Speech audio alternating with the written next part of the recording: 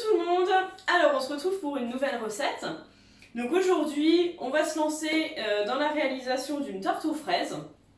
Alors une tarte aux fraises en version légère hein, parce qu'on est toujours quand même dans cette optique confinement, recette légère, on évite de se jeter dans les gâteaux tous les jours.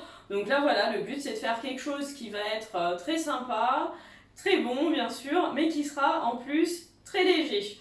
Donc comme ça, vous pourrez manger votre part de tarte aux fraises sans culpabilité et vous verrez que finalement, même en version légère, c'est aussi bon que si c'était un peu plus riche. Alors, je vais vous présenter les ingrédients pour cette recette.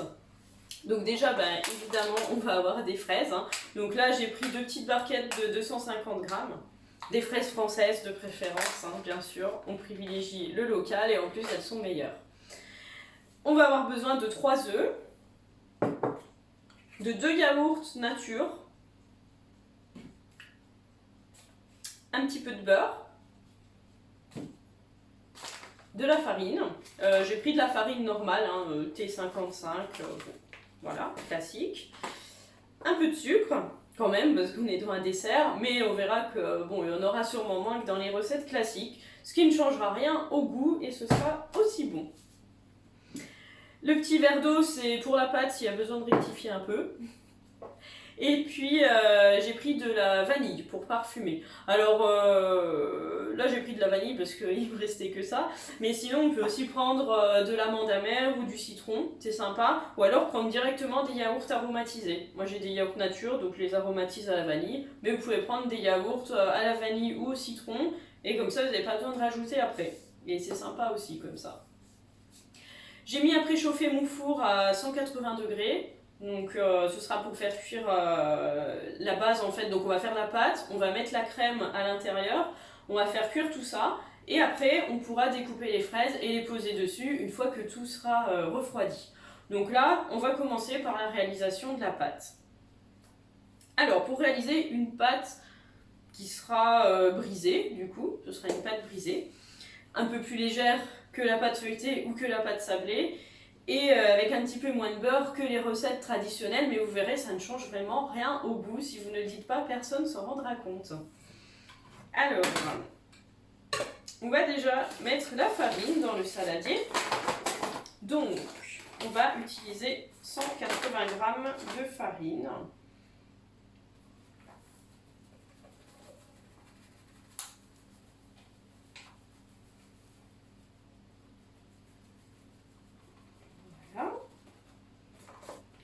Et là, je me dis que c'est top parce que je viens de finir mon paquet de farine et ça fait pile 180 grammes. Donc c'est parfait. En plus, c'est pas facile de trouver de la farine en ce moment, mais bon, j'ai réussi à trouver un petit stock quand même. Alors, 180 grammes de farine, on va rajouter le beurre. Le beurre, on va en mettre 50 grammes. Alors, j'ai sorti un petit peu à l'avance, comme ça il va être un peu plus tendre pour le mélanger.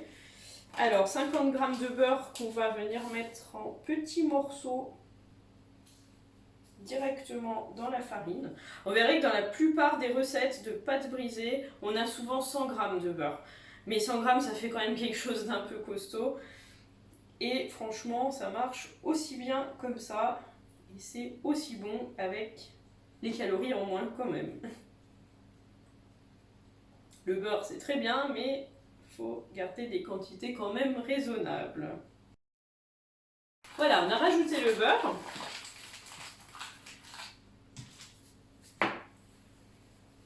Maintenant, on va venir casser un œuf.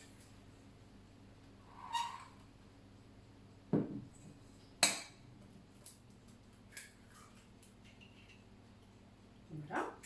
On garde les 2 autres pour la suite. Et on va rajouter le sucre aussi quand même. J'ai oublié de rajouter le sucre.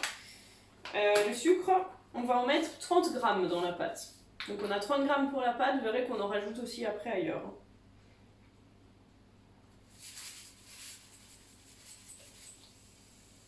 30 g, ça fait déjà pas mal, hein. Vous verrez, la pâte aura un goût sucré quand même. Hop, 30 g de sucre. Et maintenant, on va venir mélanger tout ça, toujours à la fourchette, faut pas que ça colle dans les doigts, et on finit après à la main. Voilà, alors quand vous avez déjà bien mélangé à la fourchette, ça vous fait quelque chose un peu comme ça. Donc là, on va pouvoir mélanger à la main. Et normalement, on arrive à constituer une boule de pâte.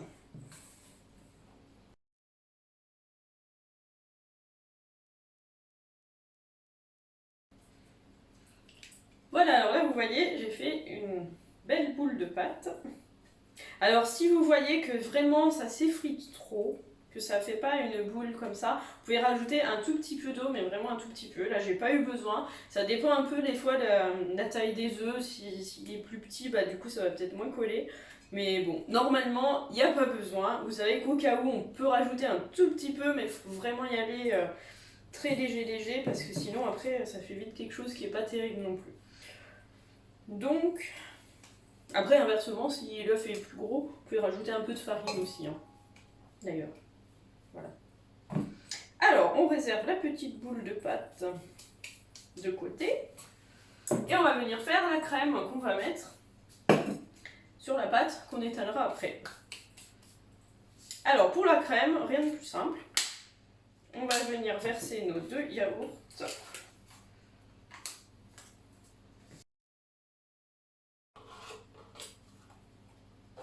Alors vous remarquerez que l'utilisation du yaourt, ça permet quand même de ne pas utiliser de crème ou de matière grasse pour la garniture en fait de la tarte. Donc ça fait quelque chose de quand même beaucoup plus léger. Vous pouvez aussi mettre du fromage blanc d'ailleurs à la place en équivalence, vous mettez 2 petits pots de fromage blanc, ça marchera aussi. Je mets un peu d'extrait de vanille. Voilà. On va venir mettre 30 g de sucre. Donc comme pour la pâte, on avait mis 30 g, là on remet 30 g.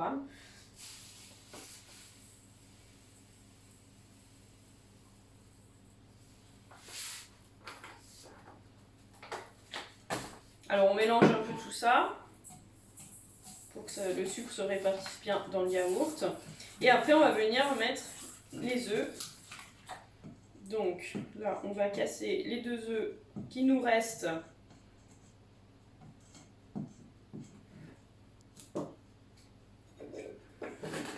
Directement comme ça dans le saladier.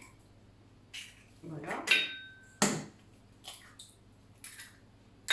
Hop. On mélange avec un fouet cette fois. Voilà, alors vous voyez le résultat, ça nous fait une petite crème comme ça, très fluide, très légère. Le tout c'est de bien homogénéiser tout ça. Et puis donc on va réserver ça, le temps d'étaler la pâte dans le moule à tarte.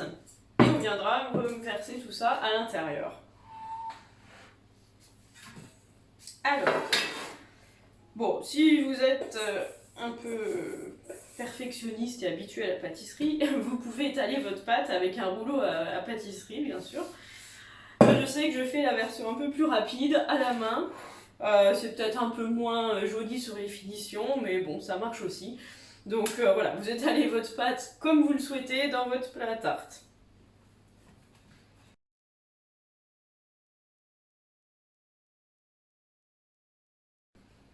Voilà, alors ma tarte, elle est pas mal, hein, même étalée à la main, ça va très bien. Donc je vais venir verser le mélange dans la pâte. Voilà, on répartit tout ça. Ça nous donne quelque chose, voilà, comme ça. Donc maintenant, je vais emmener ça dans le four. 30 minutes, 180 degrés, vous surveillez quand même la cuisson. Si vous voyez que ça devient un peu trop doré, au bout de 20-25 minutes, vous rejetez un petit coup d'œil. Et on se retrouve après, une fois que tout ça s'est refroidi, pour couper nos petites fraises dessus et faire quelque chose de super sympa. À tout à l'heure. Voilà, alors j'ai sorti ma tarte du four, je l'ai laissée refroidir une bonne heure, hein, parce que bon, si on pose des fraises après alors que la pâte est encore chaude, bon, ça va faire un peu ramollir les fraises, c'est pas terrible. Donc là j'ai attendu une heure, donc on va pouvoir couper les petites fraises, les disposer sur la tarte, tout simplement. Je vous montre quand même le résultat, ce que ça donne. J'espère que vous voyez à peu près. Bon, bah ça se tient bien, hein, ça fait une crème qui est pas liquide du tout, hein, ça fait un petit peu une texture flan toute légère.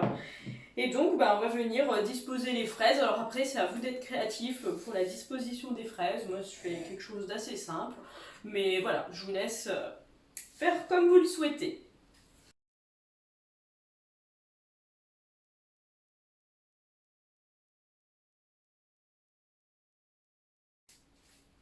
Voilà, j'ai mis toutes mes fraises. Enfin, il m'en reste encore un peu. Bon, après, voilà, vous faites comme vous le sentez pour répartir.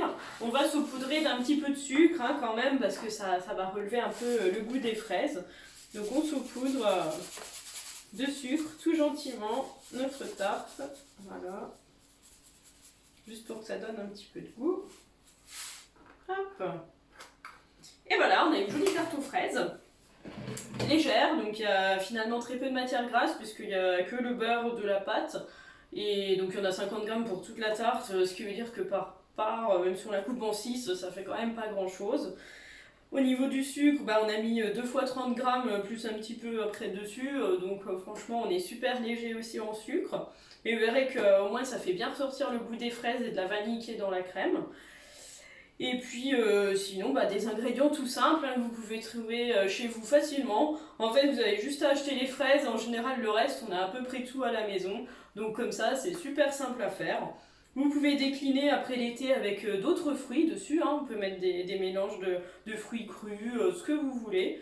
Des pêches, des poires, des choses comme ça aussi. Ça peut être quelque chose de très très sympa. Donc voilà, amusez-vous bien avec cette recette de tarte. Et puis bah, je vous souhaite une bonne continuation et à très bientôt.